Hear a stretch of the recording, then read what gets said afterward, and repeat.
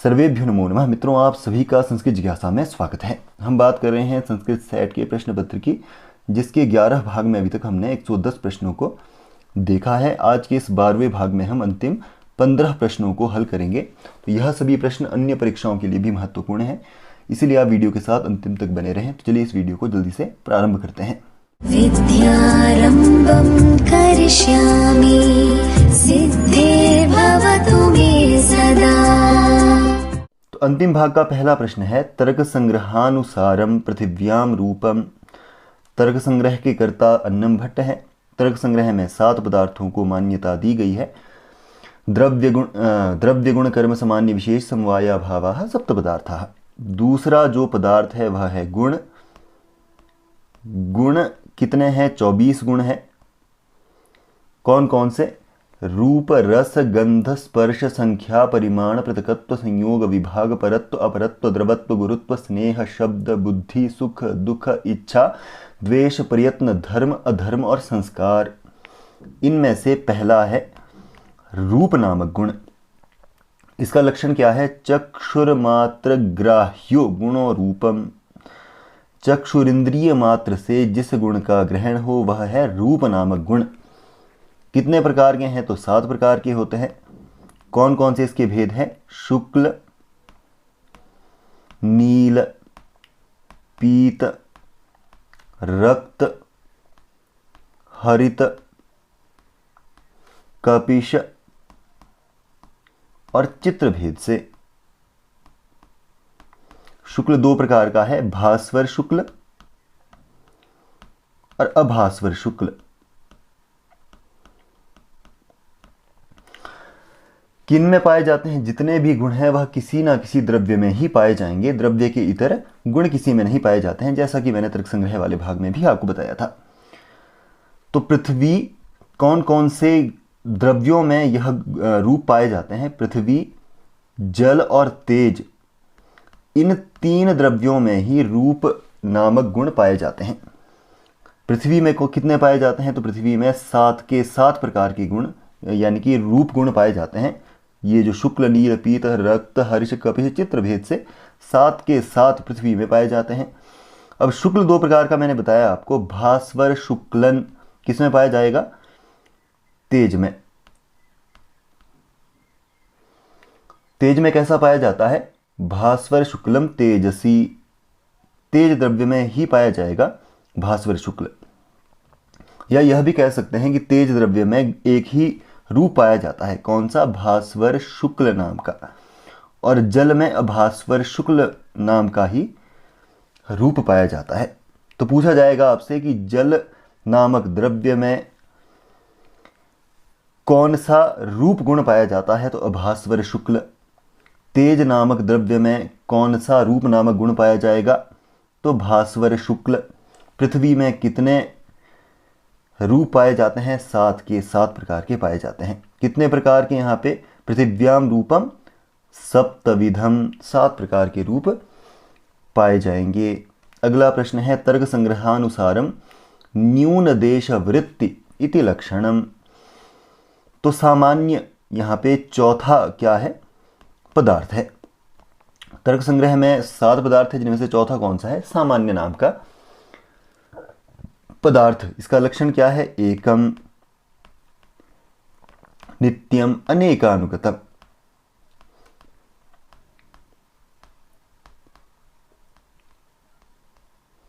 यानी कि एक है, नित्य है, अनेकों में पाया जाता है। सामान्य के बारे में एक बात आप ध्यान रखें, सामान्य को ही जाति, महाभाष्य में इसके लिए ही आकृति शब्द का भी प्रयोग किया गया है। तो क्या है? एकम, नित्यम, अनेकानुगतम, सामान्यम। यानी कि एक है, नित्य है और अनेकों में पाया जाता है। तो अनेकों में विद्यमान रहते हुए भी यह एक है। तो इसकी अनेकता कैसे हम सिद्ध करेंगे? तो गौत्व नामक जाति है, वह जाति प्रत्येक गाय में पाई जाएगी। तो यह क्या है? अनेकों में पाई जाती है। वैसे ही मनुष्यत्व नाम की जाति सभी मनुष्यों में पाई जाएगी। पशुत्व नाम की जाति प्रत्येक पशु में पाई जाएगी। वृक्षत्व नाम की जाति सभी वृक्षों में पाई जाएगी। तो तो इसीलिए यह क्या है, अनेकों में विद्यमान रहता है। अगला कहा कि यह एक भी है। एक कैसे हुआ, यह अनेकों में, अनेकों गायों में पाया जाता है, परंतु गौत्व नामक जाति एक ही है। अनेकों वृक्षों में पाई जाती है, परंतु वृक्षत्व नाम की जाति एक ही है।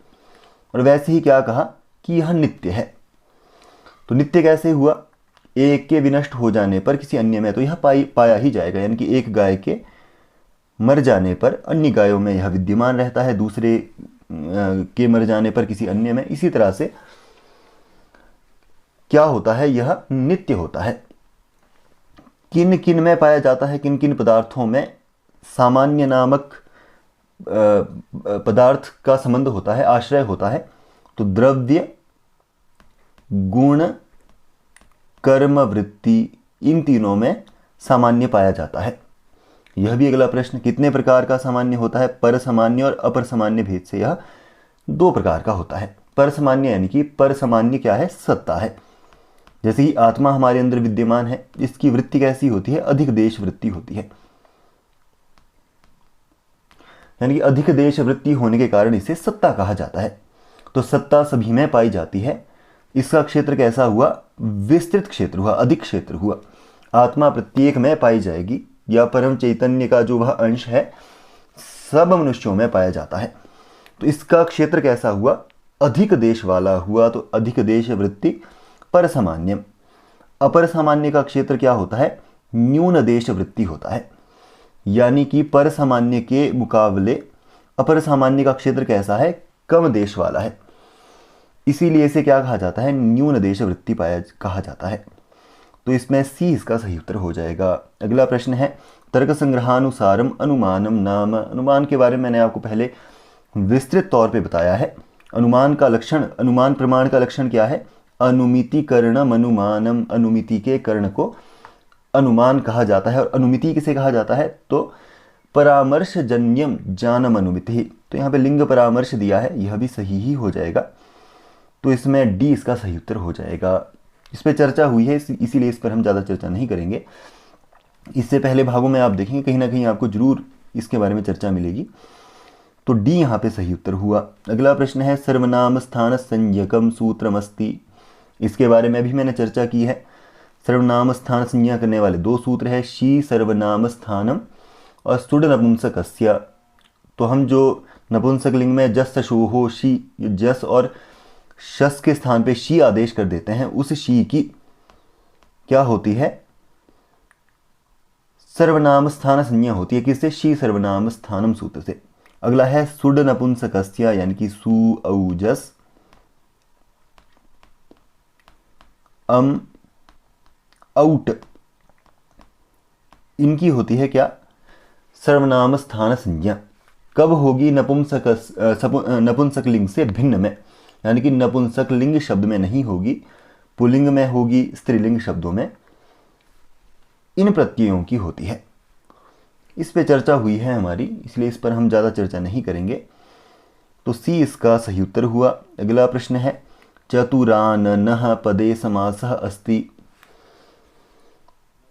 तो समास के 5 भेद हमने जाने थे, उनमें से उत्तर पद प्रधान किस में होता है, तत्पुरुष में होता है। तत्पुरुष का भेद क्या है, कर्मधारय है। और कर्मधारय का भेद क्या है, द्विगु समास है। यह हमने पहले जाना था। तो द्विगु में हमेशा संख्या पूर्व में होती है, संख्या पूर्वो द्विगु। तो द्विगु समास कर्मधारय समास का ही भेद है, और परंपरागत रूप से यह तत्पुरुष का भी भेद गिना जाता है। और द्विगु संज्ञा करने वाला सूत्र कौन सा है, तो संख्या पूर्वो द्विगु। यह सूत्र द्विगु समास करता है। क्या कहता है, तद्धितार्थोत्तरपद समाहारे च। इस सूत्र में कहे गए त्रिविध समास में यदि संख्यावाचक शब्द पूर्व पद के रूप में हो, तो ऐसे समास की क्या होती है, द्विगु संज्ञा होती है। सामान्य तौर पे यदि कहूँ, इसकी व्याख्या यदि हम देखें तो बहुत ही विस्तृत निकल जाएगी, परंतु जहाँ पे संख्या पूर्व में हो वहाँ पे हमेशा द्विगु समास हुआ करता है। तो यहाँ पे एक बात और भी जानने की है कि नदीभीष्ट एक सूत्र है। यदि परपद कोई नदी हो, जैसे कि पंचगंगम द्वियमुनम, उससे पहले कोई संख्या हो तो वहां पे अव्ययी भाव समास होता है नदीभीश्च इस सूत्र से। जैसे कि पंचगंगम द्वियमुनम, तो वहां पे द्वि शब्द बेशक पहले कोई संख्यावाचक शब्द है, फिर भी नदी पर में होने के कारण, नदी का नाम पर में होने के कारण अव्ययी भाव समास का ही वह क्या रहेगा, उदाहरण रहेगा। नदियों को छोड़ के यदि, जैसे कि यहाँ चतुराननः, तो चत्वारि आननानि, यानी कि 4 मुखों वाला ब्रह्म का यह ब्रह्म, जो ब्रह्मा है उनको चतुराननः कहा जाता है। तो इस तरह से द्विगु समास का यह उदाहरण हुआ। अगला प्रश्न है आसुमद्रम अत्र केन अर्थेन अव्ययी भावः, तो इनमें से कोई भी विकल्प सही नहीं है। आसुमद्रम यानी कि यहाँ पे अव्ययम विभक्ति स्मेव स्मृति वृद्ध्यर्था भावात्य या संप्रति शब्द प्रादुर्भाव पश्चात यथानुपूर्व योगपद्य सादृश्य संपत्ति साकल्यान्त वचनेषु, इससे समास होगा। इसके बाद इस सूत्र को मैंने पहले आपको समझाया है, उनमें से ही एक स्मृति अर्थ होता है। तो मद्राणाम स्मृद्धि इति सुमद्रम, मद्र देशवासियों की समृद्धि, यह इसका लौकिक विग्रह हुआ। और मद्र आम सु अलौकिक विग्रह हुआ। इसीलिए यहाँ पे अव्ययम विभक्ति स्मेप समृद्धि इस सूत्र से हमने समास किया। समास करने के बाद जो है प्रातिपदिक संज्ञा हुई, सुपो का लुक हुआ, मद्र सु मात्र हमारे पास शेष रहा। फिर हमने उपसर्जन संज्ञा की, वर्तमान निर्दिष्टम समास उपसर्जनम इस सूत्र से। उपसर्जन पूर्वम, इससे हमने पूर्व प्रयोग किया, सुमद्र हमारे पास बना। एक देश विकृतम अनन्यवत, इस परिभाषा के न्याय से प्रातिपदिक मान के सुविभक्ति आई। अव्ययी भावश्च, अव्यय संज्ञा होने के कारण अव्ययादाप सुपह से इसका लुक होके और अम आदेश करके उससे ही अम भी होता है, तो सुमद्रम जाके बन जाएगा। अमी पूर्व कर देंगे, यदि पूर्व रूप कर देंगे सुमद्रम बन जाएगा। किस अर्थ में होता है? समृद्धि के अर्थ में होता है। तो सादृश्य यहाँ पे दिया है, सादृश्य के अर्थ में नहीं है। संपत्ति के अर्थ में भी यह नहीं माना जाएगा, योग्यता के अर्थ में भी नहीं है, मर्यादा के अर्थ में भी यह नहीं हुआ। स्मृति इसका सही उत्तर होगा। अगला प्रश्न है सूर्य अस्ति, सूर्य की यहाँ पे संख्या पूछी है, तो द्वादशादित्याः हम कहते हैं 12।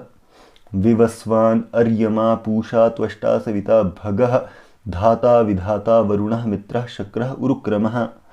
इस तरह से 12 आदित्यों के नाम हैं, 12 आदित्य हैं, इसीलिए द्वादशादित्यः इसका सही उत्तर होगा।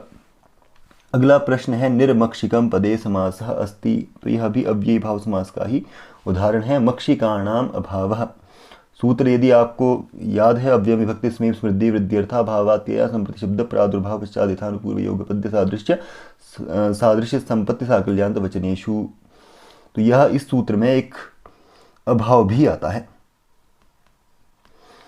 तो मक्षिकाणाम अभावः और मक्षिका आम निर, यह अलौकिक विग्रह हुआ।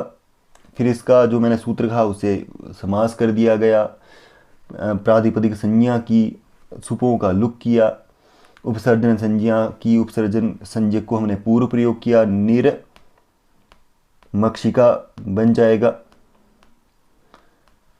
फिर अव्ययी भावश्च से नपुंसकलिंग हुआ और ह्रस्वो नपुंसके प्रातिपदिकस्य, इससे आकार के स्थान पे ह्रस्व हो जाएगा, अ हो जाएगा, निर्मक्षिका ऐसा बना। उसके बाद हमने सुविभक्ति लाई, अव्ययादाप सुपह सूत्र से उसका लुक हुआ। नाव्ययी भावादतोम तो पंचम्याः सूत्र से विभक्ति का निषेध होके अम आ जाएगा, निर्मक्षिकम रूप जाके बन जाएगा। तो यहाँ पे अव्ययी भावः सही उत्तर इसका हो जाएगा। अगला प्रश्न है डैश अध्यापिकाः पाठयन्ति, णिजंत प्रयोग है, किस अर्थ में होता है? हेतु के प्रेरणा के अर्थ में होता है।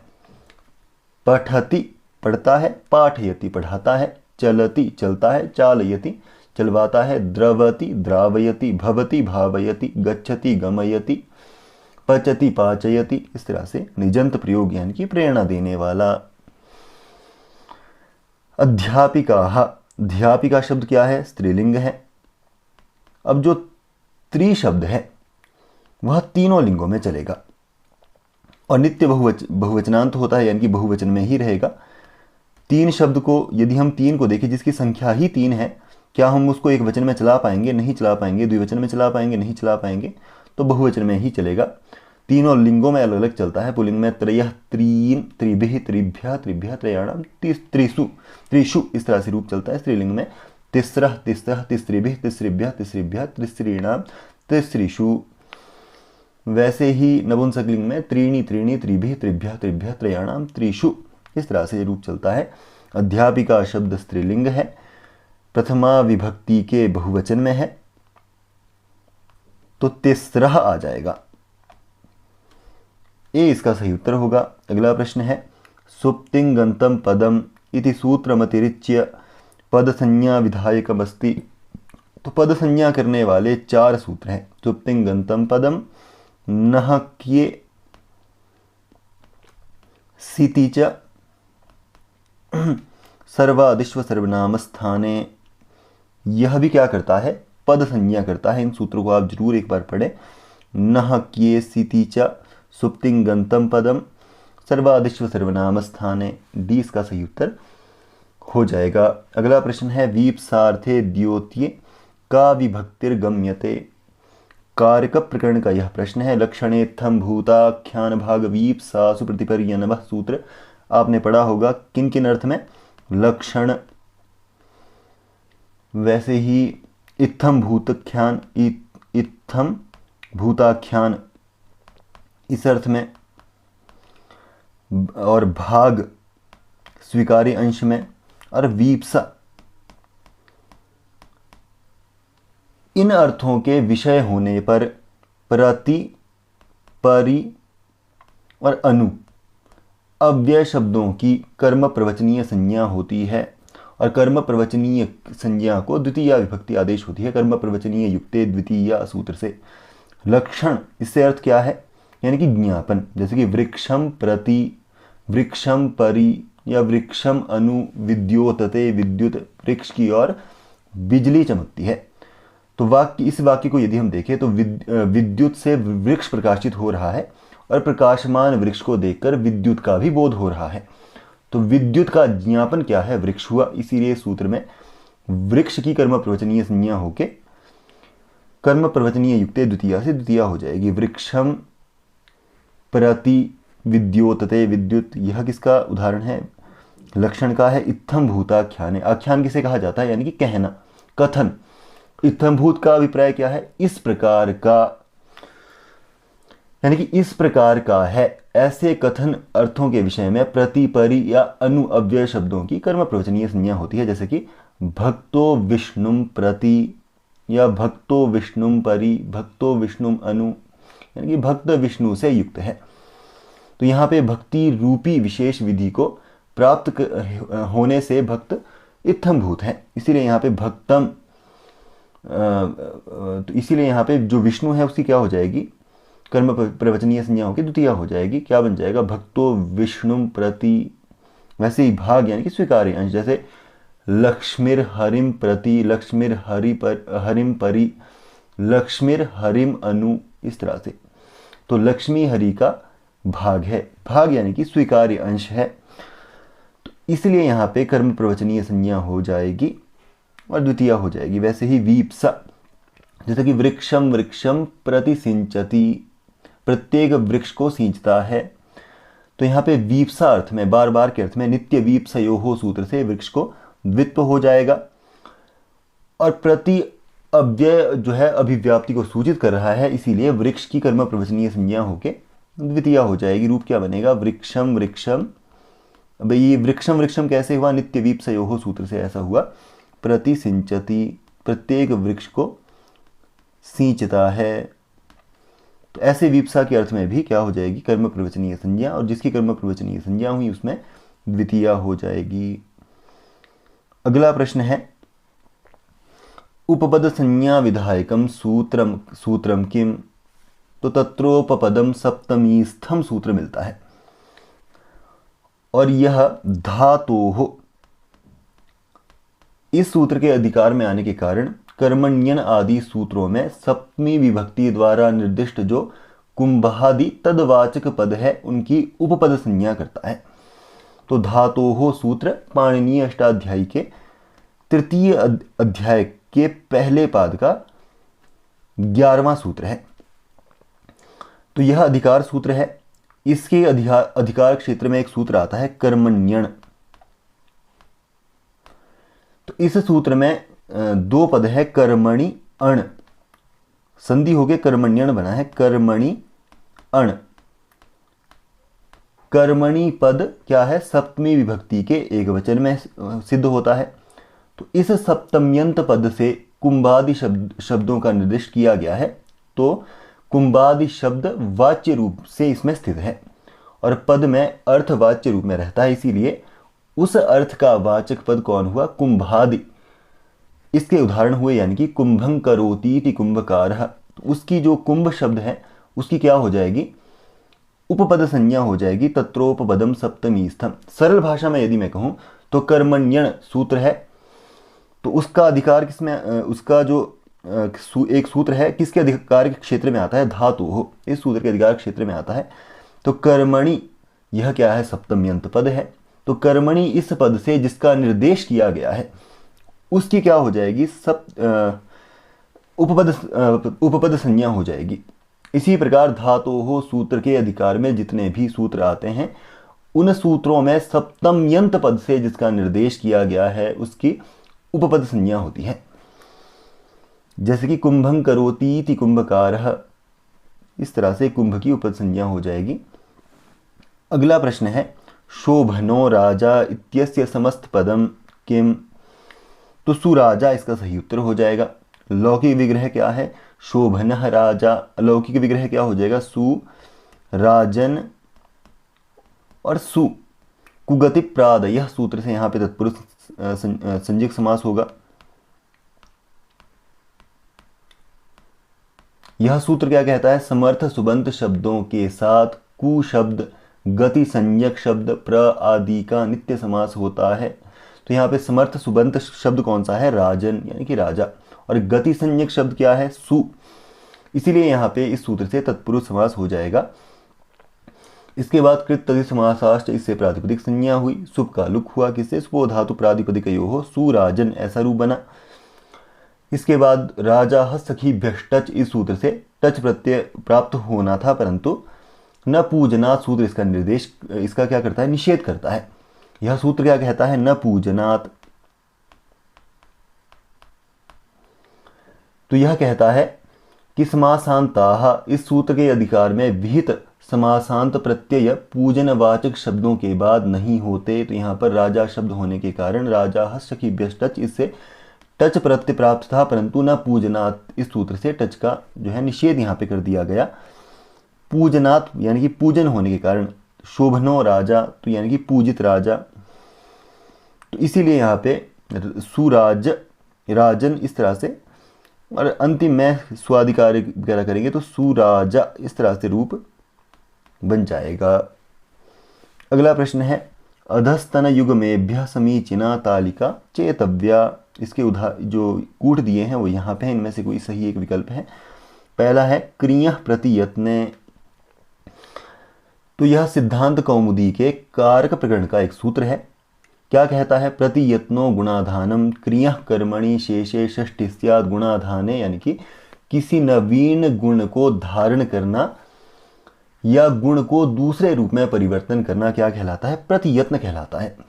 और इस प्रतियत्न के गम्यमान होने पर क्रिय धातु के कर्म में षष्ठी विभक्ति होती है शेषत्व की विवक्षा में। जैसे कि एधोदकस्य, एधोदकस, इसका यह है एधोदकस्योपस्करणम, एधोदकस्य उपस्करणम, यानी कि लकड़ी आदि ईंधन का जल में उष्णत्व आदि उत्पन्न करना। तो यहाँ पे एधस शब्द क्या है, नपुंसकलिंग शब्द है, और एध शब्द पुलिंग भी है। तो ये दोनों शब्द लकड़ी इस अर्थ के वाचक होते हैं। पुलिंग और नपुंसकलिंग के एक वचन में एधा रूप ही बनता है, तो यहाँ पे भी एधा को ही दिया गया है। द्विवचन में यहाँ पे भिन्नता दिखती है। तो यहाँ पे उष्णत्व रूपी गुणाधान गम्यमान है, इसीलिए उपसर्ग पूर्वक डुक्रिय करने यहाँ पे धातु है, जिससे ल्युट प्रत्यय करके यू को अन करके सुटागम करने पर उपस्करण शब्द बनता है। तो दक शब्द जल अर्थ का वाचक है। यहाँ पे जो दक आप देख रहे हैं वह जल का वाचक है। तो कर्म दक में शेषत्व की विवक्षा करने पर क्रियः प्रतियत्ने से षष्ठी होकर एधो दकस्य उपस्करणम बनता है। तो पहले का हो जाएगा, यानी कि ए का हो जाएगा 4 अभाषित पुंसकाच। दूसरा उदाहरण यहाँ पे विकल्प दिया है, तो यह सूत्र स्त्री प्रत्यय से लिया गया है। तो अभाषित पुंसक शब्द क्या है, यहाँ पे परिभाषिक शब्द है। भाषित पुंस इसका विपरीतार्थक हुआ। जो शब्द पुल्लिंग में हो उसे हम भाषित पुंसक कहेंगे, और जो शब्द कभी भी पुल्लिंग में न हो उसे अभाषित पुंसक कहेंगे। तो अभाषित पुंसकात, यह पद क्या है, पंचम्यंत है, इसीलिए अभाषित पुंसक शब्द से विहित यह अर्थ इससे ग्रहण होगा। नित्य स्त्रीलिंगी शब्द को ही हम अभाषित पुंसक कहा करते हैं। तो इस सूत्र में बहुत से अन्य सूत्रों की भी अनुवृत्ति हमें मिलती है। इसका पूर्ण अर्थ क्या हो जाएगा, अभाषित पुंसक शब्द से विहित प्रत्यय स्थित ककार से पूर्व आकार के स्थान पर जो आकार हुआ है, उस आकार से नय पूर्व में होने पर या अनय पूर्व में होने पर भी उदीच्य आचार्यों के मत में इकारादेश नहीं होता, यदि आप पर में हो। इस तरह से इसके कुछ उदाहरण मिलते हैं, जैसे कि गंगा गंगिका रूप बनता है। तो गंगा और गंगिका यानी कि एक नदी का विशेष नाम है। तो गण गम्यद्योहो एक सूत्र है, इस सूत्र से गण प्रत्यय हो जाएगा। तो गम धातु से गण प्रत्यय होके गम ग बन जाएगा। मकार को अनुस्वार और म को परस्वरण होके गंगा गंगा बन जाएगा। टाप कर देंगे तो गंगा जाके बन जाएगा। अनुबंध लोप करने पर मात्र शेष रहेगा। स्वाधिकार करेंगे, स्वर्ण दीर्घ कर देंगे तो गंगा जाके बन जाएगा। और गंगा शब्द में स्वार्थ के अर्थ में क प्रत्यय होके गंगा क बन जाएगा। कीर्ण सूत्र से ह्रस्व होके गंगा गंग क ऐसा रूप बन जाएगा। टाप होके गंग का बन जाएगा। और वैसे ही इस सूत्र से क्या हो जाएगा, इकार हो जाएगा गंगिका और गंग का। इस तरह से दो रूप इसमें बनते हैं। तो बी का हो जाएगा 2 कालात सप्तमी च वक्तव्या। अगला यहाँ पे मुख्य तौर पे यह वार्तिक है, जो कारक प्रकरण के अपादाने पंचमी सूत्र में आता है। तो इसका अर्थ है मार्ग और काल के परिमाण अर्थ में जो पंचमी बताई गई है उससे युक्त कालवाचक शब्द से सप्तमी विभक्ति होती है, जैसे वनाद ग्रामो योजनम योजनेवा। तो इसका हो जाएगा सी का 1। इसकी व्याख्या बहुत लंबी है परंतु इस पे हम नहीं जाएंगे। तत्रोपपदम सप्तमी स्तंभ के बारे में मैंने आपको बता दिया था। डी का हो जाएगा 3। तो क्या इसका हुआ 4 2 1 3। 4 2 1 3 यानी कि ए इसमें आपका सही विकल्प होगा। अगला प्रश्न है करुणापराणाम कायः विभाति। इसके विषय में एक नीति शतक का एक पद्य मिलता है। श्रोत्रम श्रुतेनैव न कुंडलेन दानेन पाणिर्न तु कंकणेन विभाति कायः करुणापराणाम परोपकारेण न चंदनेन। यानी कि कानों की शोभा किससे है, ज्ञान श्रवण से है, न कि कुंडल से है। हाथ की शोभा दान करने में है, न कि कंगन में। सज्जनों के शरीर की शोभा अन्यों का हित करने में है, न कि चंदन लेपन में। अतः करुणापराणां कायः परोपकारेण भाति न तो चंदनेन। तो करुणापराणां कायः परोपकारैः। तो इसमें आपका डी सही उत्तर हो जाएगा। तो आज के भाग में इतना ही। उम्मीद करता हूँ आपको हमारी यह पूरे जितनी भी सीरीज थी पसंद आई होगी। यदि आपको अच्छा लगा है तो आप उसको लाइक करें, शेयर करें। चैनल यदि इंपॉर्टेंट लगता है तो उसको सब्सक्राइब करें। मिलते हैं अगले भाग में, तब तक के लिए धन्यवाद।